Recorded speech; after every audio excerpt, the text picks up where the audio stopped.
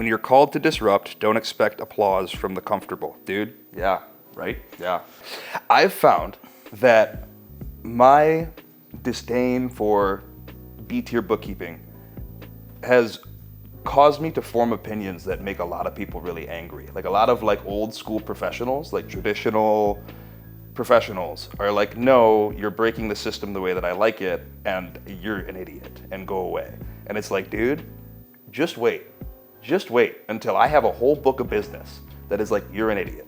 I have a whole book of business to turn around and show you that what you've been doing for the past 50 years is not good accounting, not good bookkeeping, not good customer service. It's not good for the customer. So here's my take, and correct me if I'm wrong, but the bookkeeping systems that we are working on undermining are optimized for the bookkeeper and not for the customer. Correct. How can we reuse the same lukewarm templated chart of accounts and the same automated practices so we can scale our bookkeeping firm with little to no regard for does this actually scale for the customer? Like, Yeah. does this do something more than submit their books to their CPA at the end of the year? Yeah. And if that's the value proposition that these old paradigms are built on, then yeah, let's go be the wrecking ball, huh? Yeah.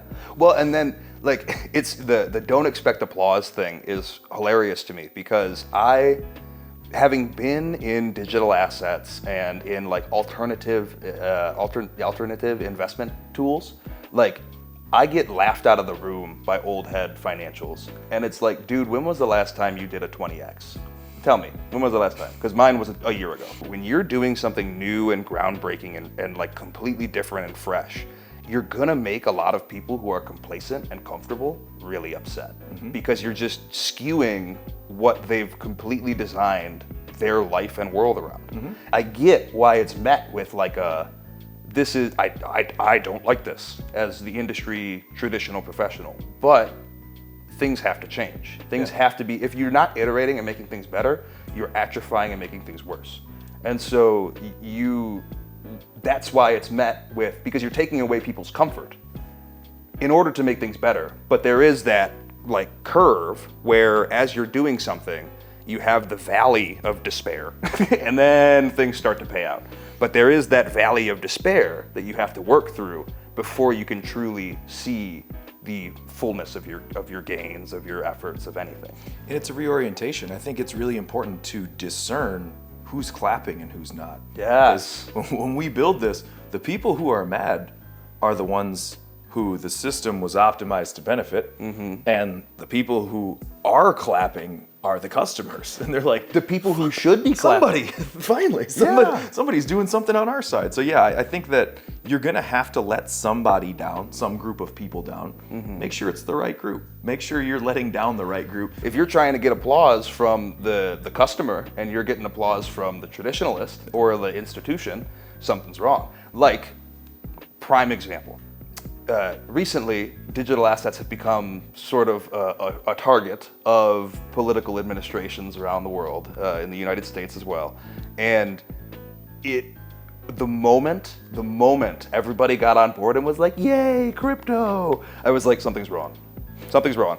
And something is wrong, because then we got Trump coin and Melania coin and the Libra token. JP Morgan has a digital asset copyright, and that's wrong. There's the whole idea behind that movement and that system was so that we are subverting those idiots, because they've taken what they had and completely changed it and optimized it for themselves and not for the people that utilize it every single day.